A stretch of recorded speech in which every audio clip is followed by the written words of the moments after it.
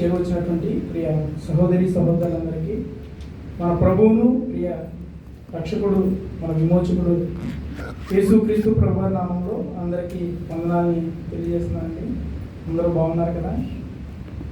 మరి ప్రభువుని ఆరాధించడానికి ముందు ఆరాధించడానికి వచ్చినటువంటి మనం ఆరాధన గురించినటువంటి కొన్ని విషయాలను మనం బైబిల్ గ్రంథంలో నుంచి దేవుని వాక్యంలో నుంచి మనం చూద్దాం. ఆరాధన మరి మనం విరివిగా వినబడేటువంటి పదం అన్నమాట. క్రైస్తవ సమాజంలో చాలా విరివిగా వినబడేటువంటి పదం ఏంటి అని అంటే ఆరాధన. అయితే ఈ యొక్క ఆరాధన మనం ఏ విధంగా చేస్తూ ఉన్నాం? ఆరాధన దేవుడు చెప్తున్నటువంటి ఆరాధన ఏ విధంగా ఉంది? మన జీవితాల్లో మరి ఆయన కోరుకుంటున్నటువంటి ఆరాధన మనం ఆరాధించగలుగుతున్నామా? లేకపోతే మన ఆరాధన దేని మీద మన యొక్క మన ఆరాధన ఉంటా ఉంది అనే విషయాన్ని ఈరోజు మనం గమనిద్దాం. ఎందుకంటే ఆరాధన అది కేవలం దేవునికి మాత్రమే చెల్లించాల్సింది. ఈ లోకంలో ఎవరు కూడా ఎవరికి మనం చెల్లించకూడదు. ఒక దేవునికి మాత్రమే చెల్లించాల్సిన ఆరాధన. ఆయన మాత్రమే ఆరాధించబడడానికి యోగ్యుడు, అర్హుడు. కాబట్టి మనం ఆరాధించేటువంటి ఆరాధకులమైనటువంటి మనం ఏ విధంగా మనం ఆరాధిస్తున్నాం అనే విషయాన్ని మనం ఈరోజు చూద్దాం. కీర్తనకు రాసినటువంటి గ్రంథం 96వ కీర్తన చదువుకుందాం. 96వ కీర్తన 4వ వచనం 5వ వచనం చదువుకుందాం. యెహోవా మహత్యం గలవాడు, ఆయన అధిక స్తోత్రం పొందదగిన వాడు, సమస్త దేవతల కంటేను ఆయన పూజనీయుడు. జనులు దేవతలందరూ ఒట్టి విగ్రహములే. యెహోవా ఆకాశ విశాలను సృజించిన వాడు. చాలా ఆరాధనకి సహాయకరంగా మరి వాక్య భాగంలోకి ముందు చిన్న ప్రార్థన మనం చేసుకున్నాం. ప్రేమ కలిగిన తండ్రి, పరిశుద్ధమైన దేవ, నమ్మకత్వాన్ని బట్టి ఉండాలగా మమ్మల్ని ప్రేమించి ప్రభువా మరి తండ్రి ప్రభువా మా జీవితాల్లో ఒక నూతన దినాన్ని అనుగ్రహించి ఎన్నికలైనటువంటి మమ్మల్ని ప్రభువా మీరు ఏర్పరచుకున్నాగా తండ్రి. మరి ఈరోజు మీ మందిరంలో మేము గడపడానికి, మిమ్మల్ని ఆరాధించడానికి ప్రభువా, మేము స్తుతించడానికి, కీర్తించడానికి మీరు మాకు ఇచ్చినటువంటి గొప్ప అవకాశాన్ని బట్టి కృతజ్ఞతలు చెల్లిస్తున్నాం తండ్రి. ప్రభువా మరి తండ్రి యొక్క ఆరాధన వర్తమానంలో ప్రభువా వాక్య పరిచర్య నిమిత్తమై నిలువబడినటువంటి నా గురించి మీ పాదసన్నిధిలో మొరపెడతా ఉన్నాను తండ్రి. సహాయం చేయండి, చూపించండి, మీ సిలువ చాటును మరుగుపరచండి తండ్రి. మీరు మా కోసం సిద్ధపరిచినటువంటి మీ భాగాన్ని ప్రభావ, మీ వాక్యాన్ని, మీ మాటల్ని ప్రభావ నా ద్వారా నన్ను మీ నోటు పొరగా వాడుకుని వినిపించమని వేడుకుంటూ ప్రభా తండ్రి, నిలవబడి నేను కాదు కానీ ప్రభా సర్వోన్నతుడైనటువంటి నీవు మాత్రమే తండ్రి ప్రభా కనబడాలని సహాయం చేయమని వేడుకుంటూ ప్రభా మరి ఈ యొక్క మీటింగ్ ప్రారంభం నుంచి ముగింపు వరకు కూడా క్రమంగా మర్యాదగా జరగడానికి చూపించమని ముందున్న సమయం మీ చేతులుగా అప్పగించుకుంటూ యేసుక్రీస్తు ప్రభువా నామములో ప్రార్థించి వేడుకుంటున్నాను మా తండ్రి, ఆమేన్.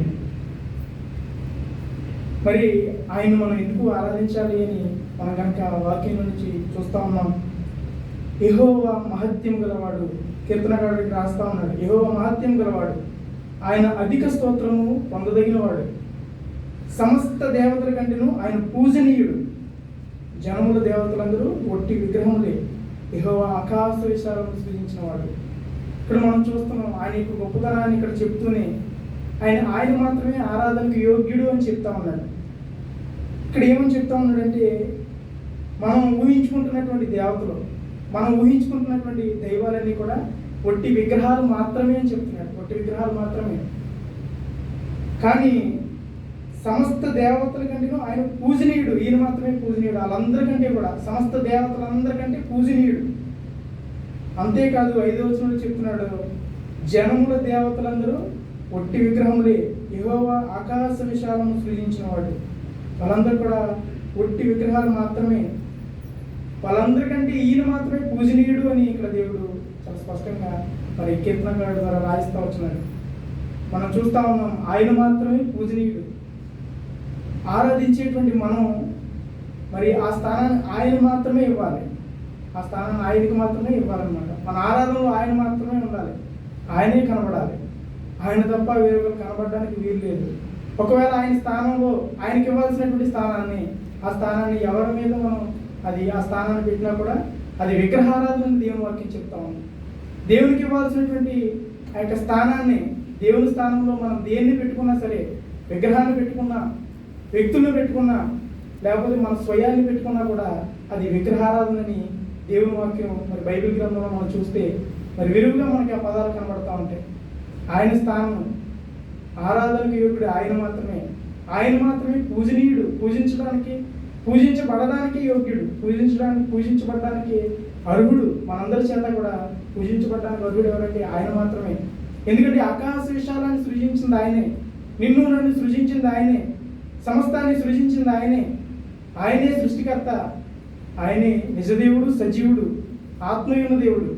కాబట్టి ఆయన మాత్రమే పూజనీయుడని స్పష్టంగా దేవుని వాక్యం సెలవిస్తూ ఉంది. మరి ఈ సమస్త దేవతలందరూ కూడా విగ్రహాలు మాత్రమే అని చెప్తా ఉంది. వాటికి జీవం లేదని మనం చూస్తే చెవులుండి మాట్లాడవు, కళ్ళుండి చూడవు అని చెప్పి మరి బైబిల్ గ్రంథంలో చాలా చోట్ల మనం చూస్తాం. నాకు బదులుగా నా స్థానంలో మీరు వేరే విగ్రహాన్ని చేసుకోకూడదు అని దేవుడు ఇశ్రాయేలీయులతో నిర్గమకాండ 20వ అధ్యాయంలో మనం చెప్పినట్లుగా చూస్తాం. ఆయన స్థానంలో మనం వేరే విగ్రహాన్ని పెట్టడానికి వీలు లేదు.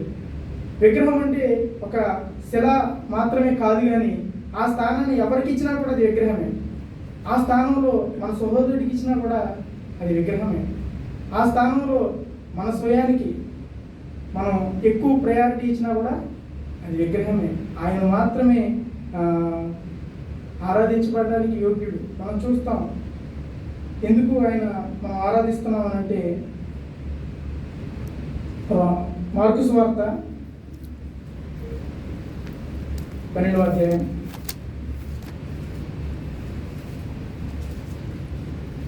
మార్కు సువార్త 12వ అధ్యాయం 29వ వచనం. అందుకు యేసు ప్రధానమైనది ఏదనగా, ఓ ఇశ్రాయేలు వినుము, మన దేవుడైన ప్రభువు అద్వితీయుడు. నీవు నీ పూర్ణ హృదయంతోను, నీ పూర్ణ ఆత్మతోను, నీ పూర్ణ వివేకంతోను, నీ పూర్ణ బలంతోను నీ దేవుడైన ప్రభువును ప్రేమించుకోవాలనేది ప్రధానమైన ఆజ్ఞ. చాలన ఇక్కడ మనం చూస్తా ఉన్నాం. మరి 29వ వచనంలో అందుకు యేసు ప్రధానమైనది ఏదనగా మరి ఆయన్ని ఒక వ్యక్తి ఇక్కడ ప్రశ్న అడుగుతా ఉన్నప్పుడు దేవుడు చెప్తున్నటువంటి మాట, ఓ ఇశ్రాయేలు వినుము, మన దేవుడైన ప్రభు అద్వితీయుడు. ఆయన అద్వితీయుడు. మనం కింద వచనాలు చూస్తాం. 32వ వచనంలో మనం చూస్తే అక్కడ ఉన్నది, ఆ శాస్త్రి బోధకుడా బాగుగా చెప్పితే ఆయన అద్వితీయుడని, ఆయన తప్ప వేరొకడు లేడని నీవు చెప్పిన మాట సత్యమే. చాలా ఇక్కడ చూస్తున్నాం. ఆ శాస్త్రి ఏమని అంటాడంటే, అవును బోధకుడా, నువ్వు చెప్పింది సత్యమే చెప్పింది. ఏంటి సత్యం అని అంటే, ఆయన తప్ప వేరొకడు దేవుడు లేడు, ఆయన తప్ప ఈయనే అద్వితీయుడు, ఈయన తప్ప వేరొక దేవుడు లేడు అని ఇక్కడ స్పష్టంగా చెప్తా ఉన్నాడు. ఆయన అద్వితీయుడు కాబట్టి ఆయన లాంటి దేవుడు, ఆయన లాంటి వాడు మరొకడు లేడు. కాబట్టి ఆ కారణాన్ని ఆయనకు మాత్రమే మనం చెల్లించాలి. ఆయనకి తప్ప వేరొకరికి చెల్లించడానికి వీలు లేదు. ఒకవేళ ఆ స్థానంలో మనం ఎవరు పెట్టుకున్నా సరే అది విగ్రహారాధనని మనం చూస్తూ ఉన్నాం. అంతేకాదు మరి ప్రకటన గ్రంథంలో కనుక మనం వెళ్తే 22వ అధ్యాయం ప్రకటన గ్రంథం, ఈ రోజుల్లో మరి మనం చూస్తూ ఉంటే చాలామంది మరి దేవుని యొక్క స్థానాన్ని దొంగిలించాలని ప్రయత్నాలు చేస్తూ ఉన్నారు. మరి ఆరాధించబడాలా, ప్రజల చేత మేము ఆరాధించబడాలి, దేవుడు కాదు మేము ఆరాధించబడాలని చాలామంది ఈరోజు ఆ యొక్క గొప్పని, ఆ యొక్క ఘనతని కోరుకుంటున్నటువంటి వారిగా మనం చూస్తూ ఉన్నాం. అంతేకాదు చాలామంది దేవుడి స్థానాన్ని వేరొకరికి ఆపాదిస్తూ ఉన్నారు. దేవుడికి ఇవ్వాల్సినటువంటి స్థానాన్ని మానవులకు ఆపాదిస్తూ ఉన్నారు. మన సమాజంలో చూస్తూ ఉన్నాం, క్రైస్తవ సమాజంలో వెరువుగా మనం చూస్తూ ఉన్నటువంటిది దేవుని యొక్క స్థానాన్ని మానవులకు ఆపాదిస్తూ ఉన్నారు. అది సరైనటువంటి కాదు. దేవుని వాక్యం చాలా స్పష్టంగా చెప్తుంది, ఆయన మాత్రమే అద్వితీయుడు, ఆయన మాత్రమే పూజనీయుడని దేవుని వాక్యం సెలవిస్తూ ఉంది. మన యొక్క ఆరాధనలో ఎవరున్నారు? మన యొక్క ఆరాధనలో మరి ఆయన ఉన్నాడా, లేకపోతే వ్యక్తులు ఉన్నారా? ఆయన ఉన్నాడా, లేకపోతే విగ్రహాలు ఉన్నాయా? మనం ఈరోజు ఆయన ఆరాధించకపోవడం, మనం ఆరాధించక ముందు మనం ఈరోజు పరీక్షించుకోవాల్సిన అవసరం ఉంది. మరి ఇక్కడ మనం చూస్తే 22వ అధ్యాయం 8వ వచనం చూద్దాం. యోహాను నేను ఈ సంగతులను వినివాడును చూచినవాడు. నేను విని చూచినప్పుడు వాటిని నాకు చూపుచున్న దూత పాదములు ఎదుట నమస్కారం చేయటకు సాగలపడగా అతడు వద్దు సుమి, నేను నీతోను ప్రవక్తలైన నీ సహోదరులతోను ఈ గ్రంథమందున వాక్యములను గైకొని వారితోను సహదాసునుడు దేవునికే నమస్కారం చేయమని చెప్పాను. ఇక్కడ చూస్తాం మనం మరి యోహాను గారు దర్శనం ద్వారా మరి దేవుడు ఆయన దూత ద్వారా అనేక విషయాలు అనేకమైనటువంటి విషయాలు ఇక్కడ బోధించబడతా ఉన్నప్పుడు వింటా ఉన్నప్పుడు మరి ఆ యొక్క మాటలు విని ఆ దేవదూత యొక్క మాటలు విని ఇక్కడ దేవదూతకి సాగిలపడబోతున్నాడు. ఆయన ఆరాధించిపోతా ఉన్నాడు. ఇక్కడ మరి దేవదూతను ఆరాధించిపోతా ఉంటే ఆ దూత ఏమని చెప్తున్నాడంటే వద్దు సుమి అని అంటున్నాడు. వద్దు సుమి, నన్ను ఆరాధించొద్దు, నేను కూడా మీలాంటి వాడినే, నీ సహోదరు లాంటి వాడినే, మీ ప్రవక్తల లాంటి వాడినే, నేను కూడా మీలాంటి వాడినే, ఆరాధనకి నేను ఏమాత్రం కూడా యోగ్యుడు కాదు.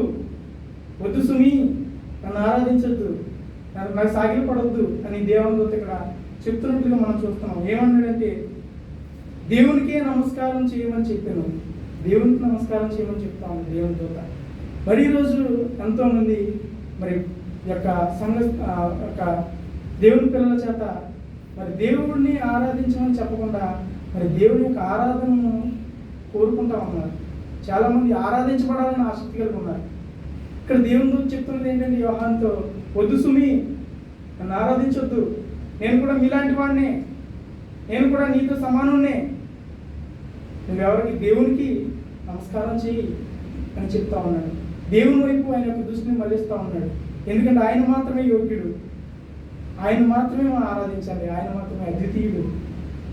సో స్పష్టంగా మనం చూస్తూ ఉన్నాం. అంతేకాదు మరి అపోస్తుల కార్యాల్లో మనం చూస్తాం. అపోస్తుల కార్యాలు 14వ అధ్యాయం.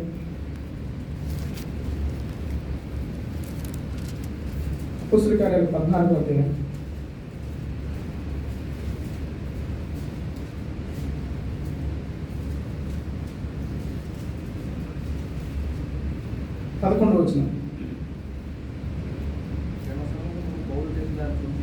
జనసమూహములు పౌలు చేసినది చూచి లుకేనియా భాషలో దేవతలు మనిషి రూపము దాల్చి మన యొక్కకు దిగి వచ్చిరని ఉన్నారని కేకలు వేసి బర్నబాకు ద్యుపతి అనియు పౌలు ముఖ్య ప్రసంగి అయినందుకు హెర్మే అనియు పేరు పెట్టింది. పట్టణముకు ఎదురుగా ఉన్న ద్యుపతి యొక్క పూజారి ఎడ్లను పూదండలను ద్వారముల యొద్దకు తీసుకుని వచ్చి జనసమూహంతో కలిసి బలి అర్పించవలని ఉండగా, ఇక్కడ చూడండి 14వ వచనం, అపోస్తులైన బర్నబాయు పౌలును ఈ సంగతి విని తమ వస్త్రములు చింపుకొని సమూహంలోనికి చొరబడి, అయ్యలారా మీరు ఎందుకు ఇలాగ చేస్తున్నారు? మేము కూడా మీ స్వభావం వంటి స్వభావం గల నరులమే. మీరు ఈ వ్యర్థమైన వాటిని విడిచిపెట్టి ఆకాశమును భూమిని సముద్రమును వాటిలో ఉండి సమస్తమును సృజించిన జీవము గల దేవుని వైపు తిరగవాలని మీకు సువార్త ప్రకటించున్నాము. ఇక్కడ మనం చూస్తున్నాం, ఇక్కడ పౌలు ఒక వ్యక్తిని బాగు చేసినట్టుగా పైన మనకు కనబడద్దు. కుంటివాడైనటువంటి ఒక వ్యక్తిని మరి నువ్వు లేచి నడువు అన్నప్పుడు పౌలు ఆ వ్యక్తి నడుస్తున్నట్లుగా మనం చూస్తాం పై వచనాలు. అయితే ఈ కార్యాన్ని చూసినటువంటి ప్రజలు, అక్కడ ఉన్నటువంటి ప్రజలు ఏమంటారంటే, అయ్యో దేవదూతలే మనిషి రూపంలో వచ్చి మనిషి రూపాన్ని దాల్చి మన ఎదుగు వచ్చి ఉన్నారని కేకలేస్తున్నారంట. పౌలుని బర్నబాని ఏమంటున్నారంటే, వీళ్ళు దేవదూత స్వరూపం, దేవదూతలో మానవుల యొక్క రూపాన్ని దాల్చి మనిషి రూపాన్ని దాల్చి మన మధ్యలోకి వచ్చేసారని చెప్పి వాళ్ళని ఆరాధించిపోతున్నారు. వాళ్ళకి బలిపీఠాలు కట్టి ఆ యొక్క బలిని అర్పించబోతున్నారు. మరి అక్కడ ఉన్నటువంటి ఆ పట్టణం ఎదురుగా ఉన్నటువంటి ద్రుపది యొక్క పూజారి ఎడ్లను పూదండలను తీసుకొచ్చి వాళ్ళకి అర్పించబోతా ఉన్నారు. మరి ఈ సంగతి విన్నటువంటి పౌలు బర్నబా ఏం చేస్తున్నారంటే, అయ్యలారా మీరు ఎందుకు ఇలా చేస్తున్నారు? అయ్యలారా మీరు ఎందుకు ఇలా చేస్తున్నారు? మేము కూడా మీ స్వభావం వంటి వారమే, మేము కూడా ఆరాధనకు యోగ్యులు కాదు, మేము కూడా మానవులమే, మేము కూడా మీ స్వభావం వంటి వారమే, పాపం స్వభావాన్ని కలిగి ఉన్నాం, మేమేమాత్రం కూడా యోగ్యులు కాదు ఆరాధించబడ్డానికి అని పౌలు బర్నబా మరి యొక్క బట్టలు చింపుకుంటున్నారు, వస్త్రాలు చింపుకుంటున్నారు. ఎందుకంటే ఆ స్థానాన్ని దొంగిలించకూడదు, ఆ స్థానం ఆయనకి మాత్రమే చెందాల్సినటువంటిది. ఆరాధనకు ఆయన మాత్రమే యోగ్యుడు, ఆయనే అద్వితీయుడు. కాబట్టి ఆ స్థానాన్ని నేను కోరుకోవడానికి అవకాశం లేదు. ఆ స్థానాన్ని నేను ఎట్టి పరిస్థితుల్లో కోరుకోవడానికి లేదు. అది దేవునిది, దేవుని స్థానాన్ని దేవునికి ఇవ్వాలని చెప్పి మరి వీళ్ళు చేస్తున్నటువంటి యొక్క పనిని మనం చూస్తా ఉన్నాం. బట్టలు చింపుకొని కేకలేస్తున్నారు. వాళ్ళ మధ్యలో, జనాల మధ్యలో చొరబడిపోయారంట. చొరబడిపోయి, అయ్యారా మీరు ఎందుకు ఇలా చేస్తున్నారు? మేము కూడా మీలాంటి స్వభావం గల వారమే. మరి మీరు వ్యర్థమైన వాటిని విడిచిపెట్టి ఆకాశమును, భూమిని, సముద్రమును, వాటిలో ఉన్న సమస్తమును సృజించిన జీవము గల దేవుని వైపు తిరగవల్లని మీకు స్వార్థ ప్రకటిస్తున్నాం. మా పని ఏంటయ్యాలంటే ఆ జీవం గల దేవుని వైపు మిమ్మల్ని నడిపించడమే మా పని. మేము ఆ పని చేయడానికి వచ్చాం, మీ ద్వారా ఆరాధించబడ్డానికి కాదు, మీ ద్వారా మేము మహింపరచబడ్డానికి కాదు, మీ ద్వారా మేము ఘనత పొందుకోవడానికి కాదు. మేము వచ్చింది దీనికోసం అంటే జీవం గల దేవుని వైపు మిమ్మల్ని అందరినీ కూడా ఈ వ్యర్థమైన వాటిని విడిచిపెట్టి, ఈ ఆచారాలను విడిచిపెట్టి, ఈ యొక్క పాపాన్ని విడిచిపెట్టి పరిశుద్ధుడైన దేవుని వైపు మిమ్మల్ని నడిపించడానికి ఆయన యొక్క సువార్తను ప్రకటిస్తున్నాం. ఆయన యొక్క సువార్తను మేము ప్రకటిస్తున్నామని చాలా స్పష్టంగా వీళ్ళు చెప్తున్నట్టుగా మనం చూస్తాం. అయితే మన ఆరాధన ఏ విధంగా ఉంది? మనం ఎవరిని ఆరాధిస్తున్నాం? మనుషులను.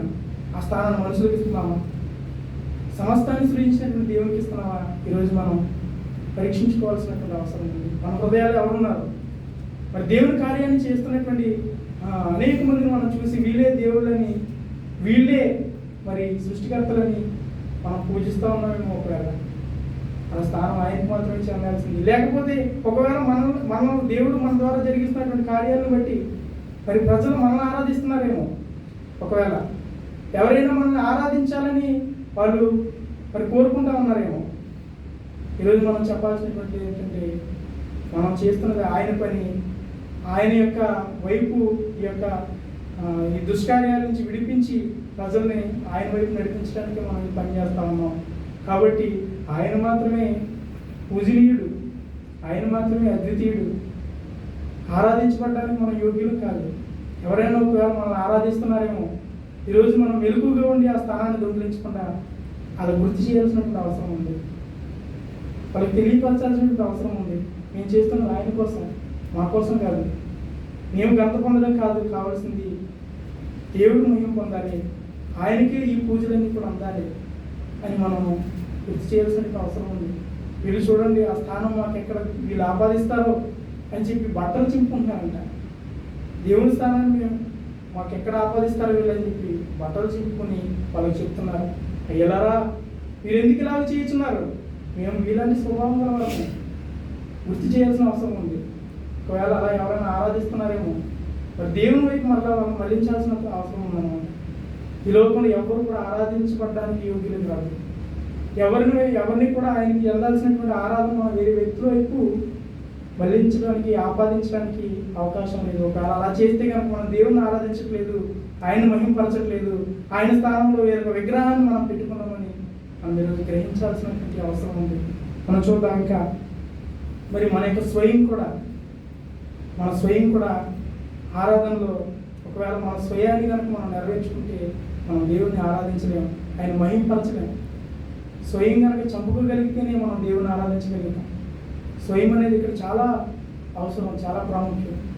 కొన్నిసార్లు మన స్వయమే మనకి విగ్రహంగా మారే అవకాశం ఉంది. కొన్నిసార్లు దేవుని స్థానంలో మానవుల్ని లేకపోతే వేరే వేరే విగ్రహాలు మనం పెట్టుకుంటా ఉన్నాం. ఇంకొన్నిసార్లు మనం ఏం చేస్తున్నామంటే మన స్వయాన్ని మనం విగ్రహంగా పెట్టుకుంటా ఉన్నాం. మనం చూస్తాం అపోస్తలుల కార్యాలు 12వ అధ్యాయంలో.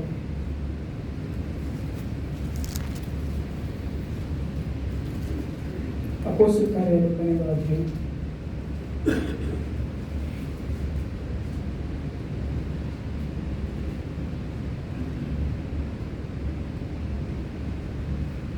21వ వచనం. నియమింపబడిన దినమందు హేరోదు రాజవస్త్రమును ధరించుకుని న్యాయపీఠం మీద కూర్చొని వారి ఎదుట ఉపన్యాసం చేయగా జనులు ఇది దైవస్వరమే కానీ మానవ స్వరం కాదని కేకలు వేసి అతడు దేవుని మహిమపరచనందున వెంటనే ప్రభువు దూత అతను మొత్తిన కనుక పురుగులు పడి ప్రాణం విడిచింది.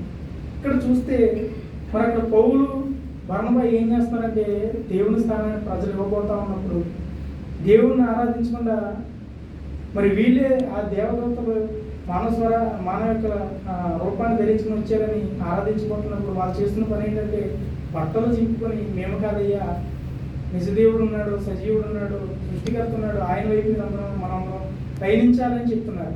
మరి ఇక్కడ ఏ రోజు ఏం చేస్తున్నాడు? ఒక ప్రసంగాన్ని చేశాడు. ఏ రోజు ఒక ప్రసంగాన్ని చేసినప్పుడు ఆ స్వరాన్ని విని ప్రజలందరూ కూడా అనుకున్నారు, అయ్యో మానవ స్వరం కాదు, ఇది దేవుని స్వరమే అని చెప్పి ఇక్కడ అనుకుంటా ఉన్నారు. దైవ స్వరం అని వాళ్ళు భావించి కేకలు వేసి మరి ఆయన్ని హెచ్చిస్తున్నారు. ఈయనే దేవుడిగా హెచ్చిస్తున్నారు అన్నమాట. హెచ్చిస్తే మరి హేరోదు ఆ యొక్క పరిస్థితిని ఖండించకుండా, అయ్యో నేను దేవుని కాదు, నేను కూడా మీలాంటి మానవుడిని, నేను కూడా మీలాంటి స్వభావం కలిగిన వాడిని అని చెప్పాల్సింది పోయి ఆయన అలా చెప్పి దేవుని మహింపరచాలి అసలు. కానీ అతను ఏం చేస్తున్నాడంటే అలా చెప్పకుండా, దేవుని మహింపరచకుండా ఆ విధంగా ఉన్నప్పుడు దేవుడు చెప్తా ఉన్నాడు ఇక్కడ, అతడు దేవుని మహింపరచనందున, అయ్యో దేవుడే నా పక్షంగా ఉండి మాట్లాడాడు, లేదు దేవుడే నన్ను ఇక్కడ నిలబెట్టి నా ద్వారా మాట్లాడించాడు, ఆయనే గొప్పవాడు, ఆయనే దేవుడు అని చెప్పి వాళ్ళని ఖండించకుండా మరి ఇక్కడ ఆయన దేవుని మహింపరచకుండా ఉన్నాడంట. ఉన్నందుకు ఏమైంది చూసామనుకుండా ప్రభువుతో అతను మొత్తిని కనుక పురుగులు పడి ప్రాణం ఇచ్చింది, స్వయాన్ని కోరుకున్నాడు.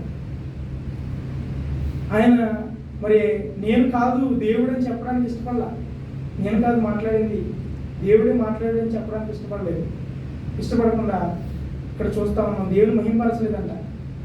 ప్రజలందరూ కూడా ఆయన వైపు, దేవుని వైపు మానేసి ఆయన వైపు తిరిగినప్పుడు ఆయన దేవుని మహింపరచాలి. ఆ ప్రజలందరూ కూడా దేవుని వైపు తిప్పాలి.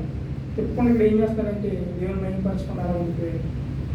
మనం కూడా మన స్వయాన్ని మనం కోరుకుంటే, ఒకవేళ ఎవరైనా మనల్ని ఆరాధించాలనుకుంటున్నప్పుడు మరి మన స్వయాన్ని కోరుకుని దేవుని వైపు వాళ్ళని మళ్ళించకుండా మనల్ని ఆరాధించే వారిగా చేసుకుంటే అది విగ్రహారాధన.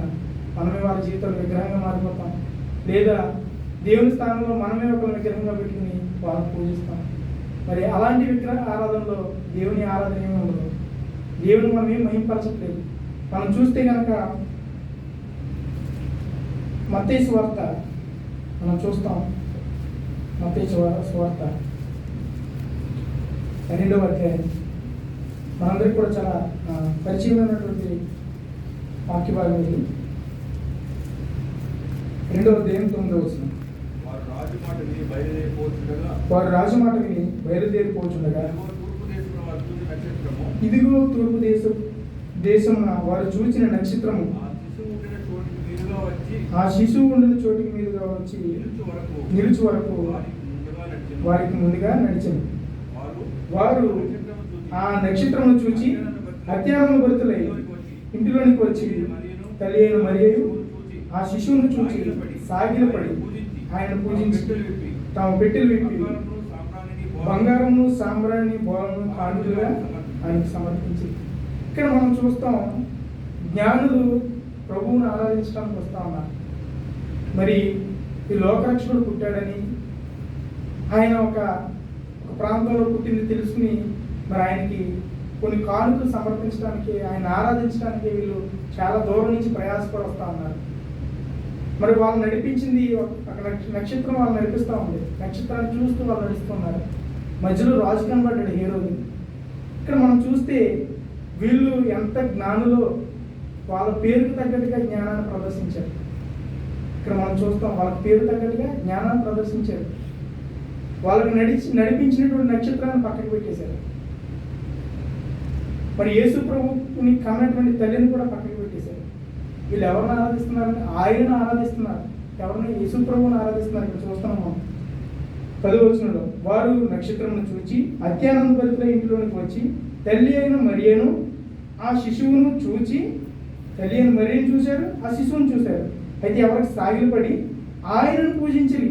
ఎవరిని పూజించారు? ఆయనను పూజించారు. ఆ స్థానాన్ని వేరొకరికి ఇవ్వలేదు. వాళ్ళు చాలా జ్ఞానంగా వ్యవహరించారు. జ్ఞానులు అన్నదానికి వాళ్ళ పేరుకి తగ్గట్టుగా జ్ఞానాన్ని ప్రదర్శించారు. వేరొక వ్యక్తికి వారి యొక్క ఆరాధన చెందకుండా ఆయనను మాత్రమే ఆరాధించడానికి వాళ్ళు ప్రయాసపడి ఎంతో దూరం నుంచి వచ్చారు. ఆ విధంగా మన సమాజంలో చూస్తే మరి స్టార్ను ఆరాధించే వాళ్ళని చూస్తూ ఉన్నాం. యేసు ప్రభువుకి ఇవ్వాల్సినటువంటి స్థానాన్ని యేసు ప్రభువుని కన్నటువంటి తల్లికి ఇస్తున్నటువంటి సమాజాన్ని మనం చూస్తూ ఉన్నాం. ఆయన స్థానంలో విగ్రహాన్ని పెట్టుకుని పూజిస్తున్నటువంటి సమాజంలో మనం ఉన్నాం. అయితే వీళ్ళు ఆవిడని చూశారు, తల్లిని చూశారు, నక్షత్రాన్ని వెంబడి నడిచారు. కానీ వాటిని ఎక్కడ కూడా ఆరాధించకుండా వాళ్ళు ఆరాధించాల్సినటువంటి ప్రభువుని ప్రభువుని చేరుకుని ఆయన్ని ఆరాధిస్తూ ఉన్నారు. ఆయనను పూజించిరి అని మనకి కనబడతా ఉంది. మన ఆరాధన ఎవరికి చెందాలి? ఆయనకి చెందాలి. ఆయన అద్వితీయుడు, ఆయనే పూజనీయుడు. కాబట్టి ఆ స్థానంలో మనం వేరొకరిని పెట్టుకోవడానికి వీల్లేదు. ఒకవేళ పెట్టుకుంటే అది విగ్రహారాధన. ఈ విషయాన్ని మనం మన హృదయాల్లో మరి భద్రం చేసుకోవాలి. ఎందుకంటే ఆయన మాత్రమే పూజనీయుడు. మనం ఇంకా చూస్తాం, మరి దేవుడు చాలాసార్లు మనం ఆరాధిస్తాం. మన యొక్క ఆరాధన ఏ విధంగా ఉంటుందంటే వేషధారణ. ఇతరుల కోసం ఆరాధించే వాళ్ళగా ఉంటాం మనం. ఇతరుల కోసం ఆరాధించేవాళ్ళు ప్రభువుని మహింపరచాలనే ఉద్దేశాన్ని కలిగి లేకుండా మరి ఇతరుల కోసం మనం ఆరాధించేవారుగా మనం ఉంటాం. ప్రభువు చెప్తున్నాడు, మరి మత్తయి సువార్త 15వ అధ్యాయంలో మనం చూస్తాం. మత్తయి సువార్త 15వ అధ్యాయం. ఈ ప్రజలు తమ పెదవులతో నన్ను గణపరచుదురు గాని వారి హృదయము నాకు దూరంగా ఉన్నది. ఉండేది. చాలా ఇక్కడ ప్రభు చెప్తున్న మాట ఏంటంటే, ఈ ప్రజలు నోటితో నన్ను స్తుతిస్తారు కానీ వారి హృదయం ఎక్కడ ఉందంట? దేవునికి చాలా దూరంగా ఉందని చెప్తున్నాడు. దేవునికి చాలా దూరంగా ఉంది. కేవలం మాటలతో మాత్రమే ఆరాధిస్తున్నారు, లేకపోతే ఇతరులు చూస్తున్నారని ఆరాధిస్తున్నారు నోటితో. కానీ వారి హృదయంలో దేవునికి స్థానం లేదు. ఆయన ఆరాధించబోయే మనం ఏ విధంగా ఆరాధిస్తున్నాం? ఇతరుల కోసం ఆరాధిస్తున్నాము, లేకపోతే నన్ను అడుగుతాడేమో ఈ రోజు నన్ను ఆరాధించకపోతే, లేకపోతే తమ్ముడు నువ్వు ఎందుకు ఆరాధించలేదు అని అడుగుతాడేమో, సమాధానం చెప్పాలేమో, 4 మాటలు చెప్పేస్తే అయిపోద్ది. ఆరాధన దేవునికి ఇష్టమైంది కాదు. ఆరాధన దేవుడు అంగీకరించలేదు. మన హృదయంలో ఆయనకి స్థానం ఉంటేనే ఆరాధన ఆయనకి చెబుతుంది. నోటి మాటలతో మనం ఆరాధిస్తే ప్రభు అంటాడు, మీ పెదవులు నన్ను స్తుతిస్తున్నాయి, ఆరాధిస్తున్నాయి, కానీ మీ హృదయం నాకు దూరంగా ఉంది అని చెప్తున్నాడు. ఆయన ఆరాధించిపోయే మనం ఆయనకి స్థానాన్ని కల్పించాలి. మన హృదయంలో ఆయనకి స్థానాన్ని కల్పించినప్పుడే మన యొక్క ఆరాధన, మన యొక్క పూజ ఆయనకి అర్పించగలుగుతాం. ఆ విధంగా మనం ఆరాధించాలి. మనం ఇంకా చూస్తాం, మరి ఇతరుల కోసం మనం ఆరాధించేటప్పుడు ఇతరుల్ని మనం ఎప్పుడు కూడా దృష్టిలో పెట్టుకోవాలి. దయచేసి అన్న ఈ అన్న వాళ్ళు వీళ్ళు సేవలు అడుగుతారేమో, వాళ్ళ కోసం కాదు మనం చేసేది, ప్రభు కోసం. ప్రభువుకి మన హృదయాన్ని మనం సమర్పించుకుంటాం. కాబట్టి ఇతరులను మనం ఎప్పుడు కూడా దృష్టిలో పెట్టకూడదు. ఒకవేళ ఇతరుల కోసం చేస్తే అది దేవుని మహిమపరిచినట్టు కాదు. అది ఇతరుల్ని మనం మెప్పించడానికి చేస్తున్నాం తప్ప మన హృదయం దేవునికి దూరంగా ఉందని మనం ఈ వాక్యం ద్వారా మనం గమనించాలి. మనం దావీదు జీవితంలో చూస్తే ఆయనకు ఆరాధన ఈ విధంగా మనం చూస్తాం. 2వ సమూయేలు గ్రంథం 6వ అధ్యాయం. 2వ సమూయేలు గ్రంథం 6వ అధ్యాయం.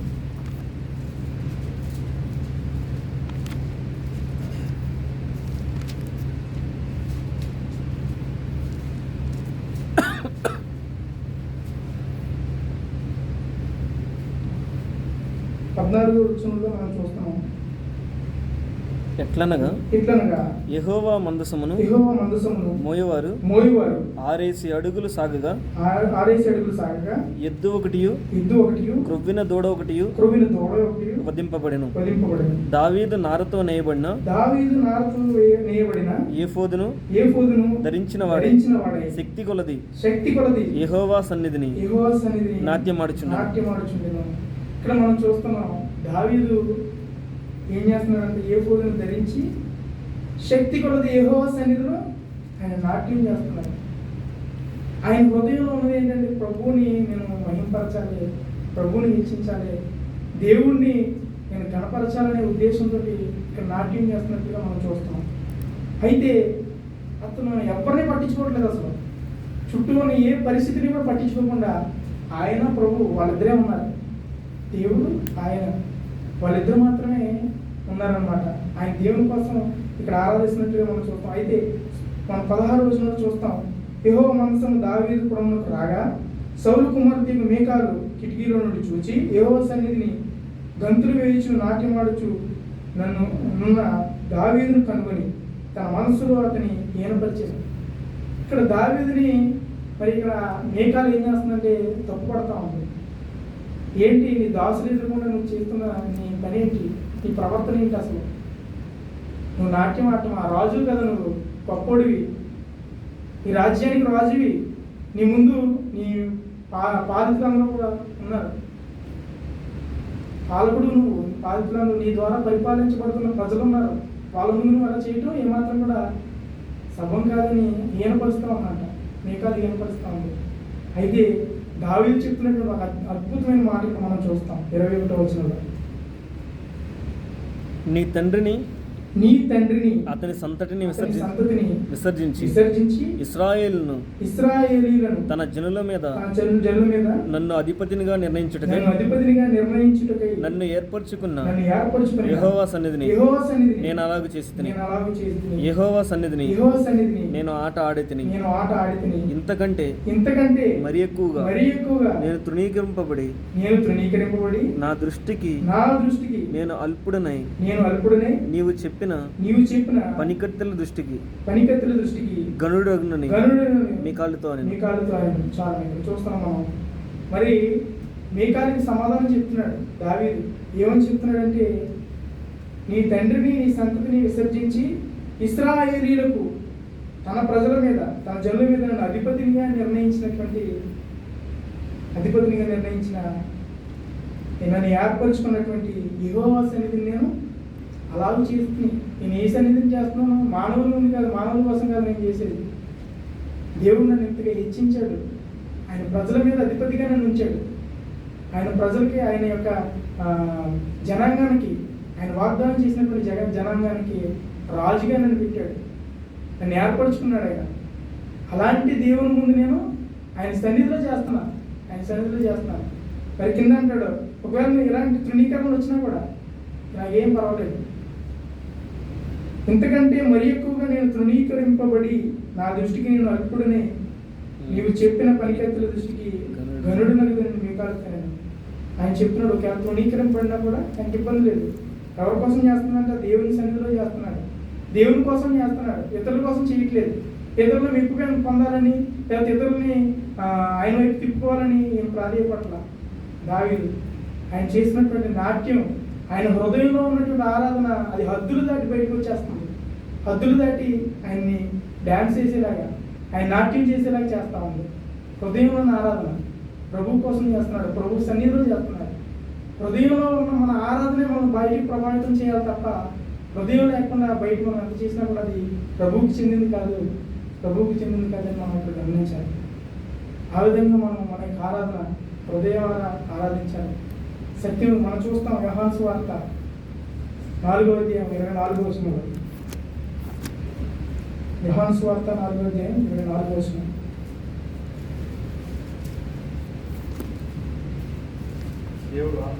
దేవుడు ఆత్మ కనుక ఆయనను ఆరాధించేవారు ఆత్మతోనూ సత్యముతోనూ ఆరాధించేవారని ఇక్కడ చూస్తున్నాం. ఆత్మతో సత్యంతో ఆరాధించాలి. మనం ఎవరు నటించడం కాదు, మనం ఎవరినో మెప్పుకోవడం కాదు, సత్యం మనలో ఉండాలి. ఆత్మతో ఆరాధించాలి, సత్యంతో ఆరాధించాలి. మనం దేవుని మాట చూస్తాం. ఎందుకంటే ఆయన ఆత్మస్వరూపి, మానవుడు కాదు. ఆయన పూజనీయుడు, అద్వితీయుడు, ఆయన మాత్రమే దేవుడు. ఆయన లాంటి వాడు ఈ లోకంలో మరొకడు లేడు. మార్క్స్వార్తలో మనం చూసాం, ఆయన మాత్రమే దేవుడు, ఆయన లాంటి వాడు మరొకడు లేడు అని చెప్తున్నాడు ఆయన. కాబట్టి మన యొక్క ఆరాధన ఎవరికి చెందాలంటే ఆయనకి చెందాలి. అది మనం కోరుకోవడానికి వీల్లేదు, లేదా మన ఇతర వ్యక్తుల మీదకి ఆపాదించడానికి కూడా వీల్లేదు. ఒకవేళ అలా చేస్తే అది విగ్రహారాధన. దేవుని వాక్యం చాలా స్పష్టంగా చెప్తా ఉంది. మన విగ్రహాన్ని పెట్టుకుంటేనే విగ్రహారాధన కాదు.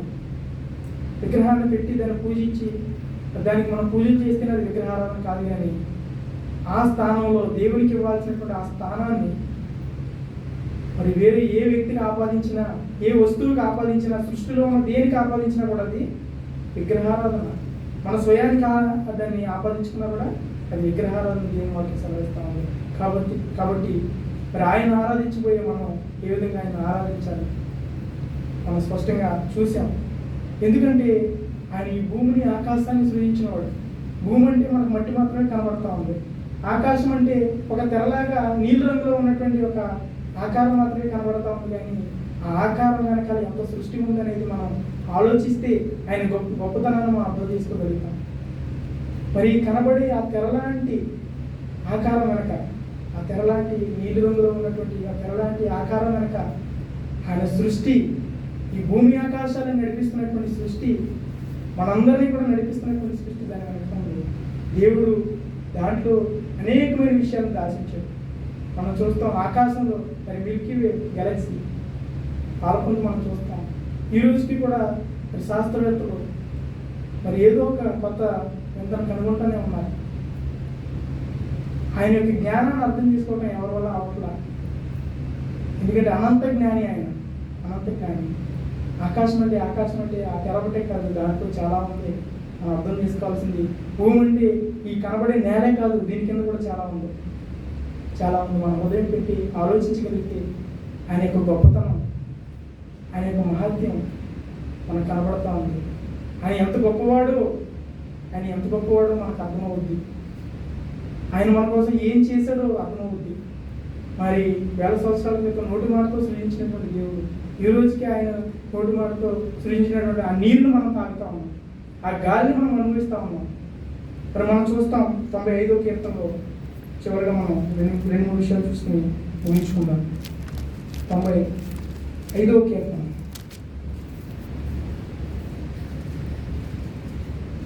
3వ వచనం. యెహోవా మహాదేవుడు దేవతలందరికీ పైన మహత్యం గల మహారాజు. భూమి అగాధ స్థలములు ఆయన చేతిలో ఉన్నవి, పర్వత శిఖరములు ఆయనవే, సముద్రం ఆయనది, ఆయన దాన్ని కలుగు చేశాను. ఆయన హస్తములు భూమిని నిర్మించాను. ఆయన మన దేవుడు, మనము ఆయన పాలించు ప్రజలము, ఆయన మేపు గొర్రెలము. రండి నమస్కారం చేసి సాగిలపడదాము. మనల్ని సృజించిన యెహోవా సన్నిధిని మోకరించుదాము. నేడు మీరు ఆయన మాటలను అంగీకరించిన ఎడల ఎంత మేలు అని చెప్తా ఉన్నాడు. భూమిని నిర్మించింది ఆయనే, ఆయన సముద్రాన్ని కలిగి చేసినప్పుడు ఆయనే. భూమి యథార్థ స్థలంలో ఆయన చేతిలో ఉన్నాయి, పర్వతాలు శిఖరాలు ఆయన చేతిలో ఉన్నాయని చెప్తున్నారు. వీటన్నిటికీ పైన ఉన్నటువంటి దేవుడు, వీటన్నిటిని కూడా సృజించినటువంటి దేవుడు ఆయన. ఆదిలో ఇవన్నీ కూడా చక్కగా నడుస్తూ ఉన్నాయి, మనం నడిపిస్తూ ఉన్నాయి. మనం ఈరోజు ఈ విధంగా జీవించగలుగుతున్నామంటే దీని వెనక మరి దేవుని యొక్క ప్రణాళిక, మరి దేవుడు నిర్మించినటువంటి ఆ నిర్మాణం ఎంతో చక్కగా నడుస్తుంది. కాబట్టి గాలి ఇంకా మనకి ఇంకా సమీపంగా ఉంది కాబట్టి మనం ఈరోజు గాలి పీల్చుకోగలుగుతున్నాం. మరి ఆహారం ఇంకా మనం పండించుకోగలుగుతున్నాం కాబట్టి, భూమి సారవంతంగా ఉంది కాబట్టి మనం ఈరోజు ఆహారాన్ని పండించుకుంటున్నాం, తినగలుగుతా ఉన్నాం. ఇప్పుడు మనం చూస్తాం 96వ కీర్తన 1 నుంచి చూస్తే మనం 90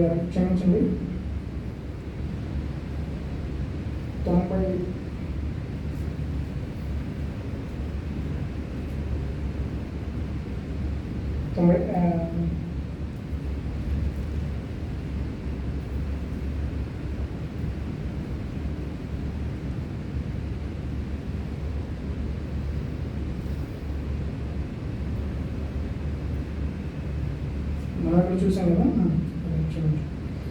అలా మనం ఆయన యొక్క గొప్పతనాన్ని చూస్తే మనకు అర్థమవుతాం అన్నమాట. ఆయన ఏ విధంగా మనల్ని సృజించాడు. అంత మాత్రమే కాదు, మనం చూస్తాం చివరిదిగా మరి ఆయన అందరికంటే కూడా గొప్పవాడు. మరి ఆయన లాంటి వాడు ఈ లోకంలో ఎవరు లేదు, ఆయన మాత్రమే గొప్పవాడు.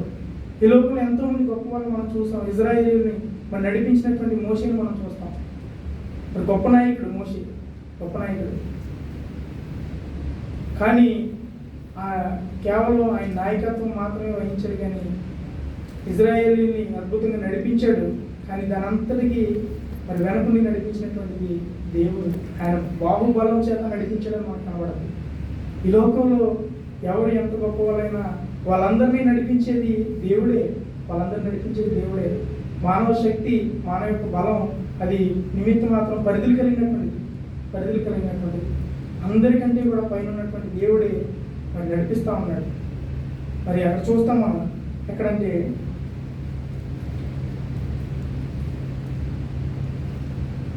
నిర్గమకాండం 15వ అధ్యాయం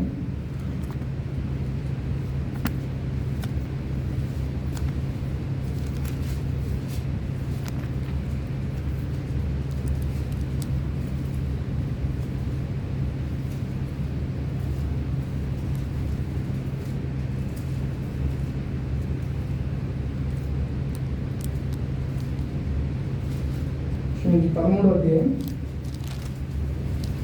16వ వచనం.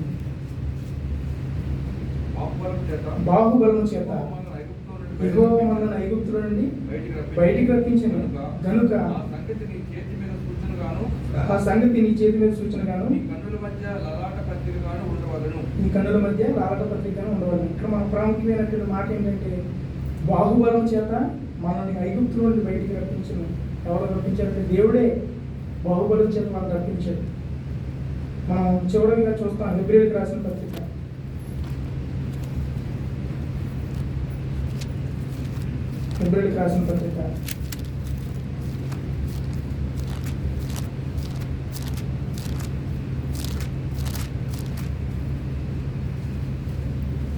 3వ అధ్యాయం 4వ వచనంలో మనం చూస్తాం.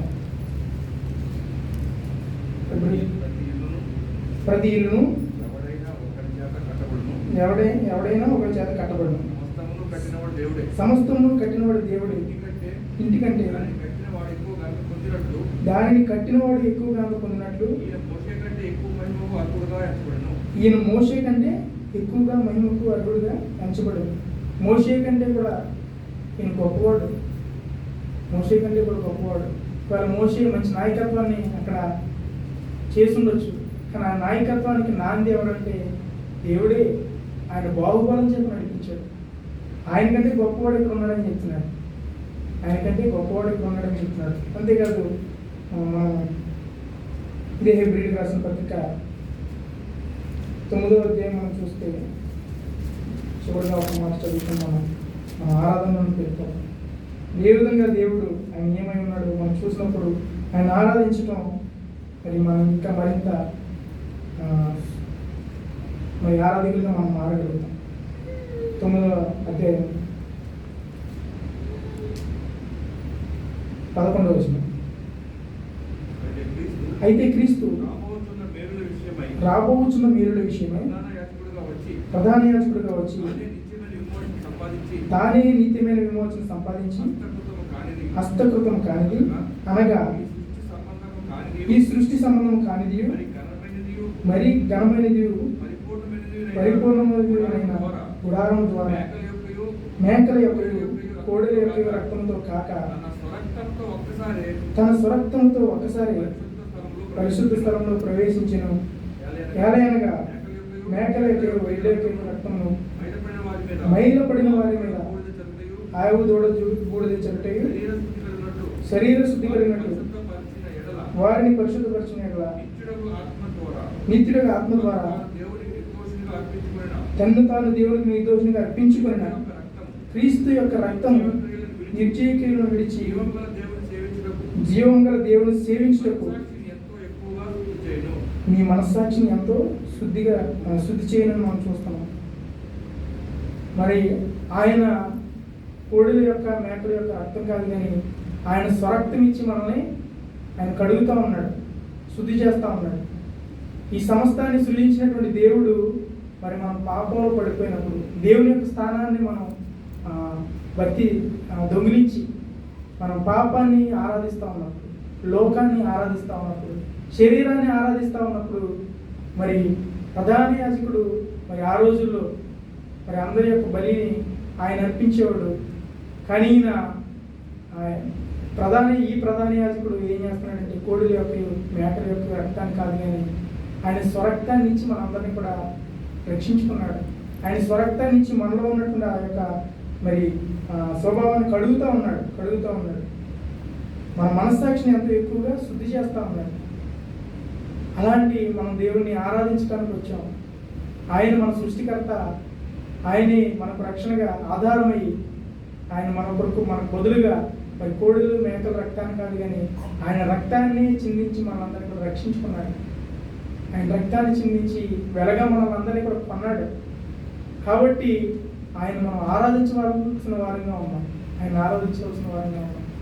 ఆయన మాత్రమే ఆరాధనకి యోగ్యుడు. మనం చూసాం ఆరాధన మరి ఆ యొక్క స్థానం ఏ విధంగా ఉంది మా హృదయంలో. ఆయనకి ఇస్తా ఉన్నామా, లేకపోతే ఈ లోకానికి మనం స్థానాన్ని ఇస్తున్నామా, పాపానికి స్థానాన్ని ఇస్తున్నామా, వ్యక్తులకి స్థానాన్ని ఇస్తున్నామా? మరి ఆ యొక్క ఆరాధన వ్యక్తుల మీదకి మనం మళ్ళుతూ ఉందా, దేవుని మీదకి మళ్ళుతా ఉందా? లేదు, కొన్నిసార్లు పెదవులతో మాత్రమే ఆయన ఆరాధిస్తున్నాం. పెదవులతో మాత్రం ఆయన ఆరాధిస్తున్నాం. హృదయంలో ఆయన చోటు ఉందా? మనం ఈరోజు పరీక్షించుకోవాలి. ఎందుకంటే ఆయనే మనం సృజించిన దేవుడు. ఆయనే భూమి ఆకాశాలను సృజించిన దేవుడు. ఆయనే నిన్ను నన్ను ఆయన రక్తాన్ని ఇచ్చి మన దేవుడు. నిన్ను నన్ను పాప స్థితిలో ఉన్నప్పుడు ఆయన రక్తాన్ని మన కొరకు వెలగా పెట్టి మన దేవుడు. మనం ఆయన ఆరాధించవలసిన వారిగా ఉన్నాం. కాబట్టి ప్రతి ఒక్కరు కూడా మన యొక్క ఆరాధనను ఆయనకు మాత్రమే చెల్లేట్టుగా, ఆయనకు మాత్రమే చేరుకునేలాగా మనం ఆరాధిస్తాం. దేవుడి వాక్యం దీవించి ఆశీర్వదించిన కాక ఆమేన్.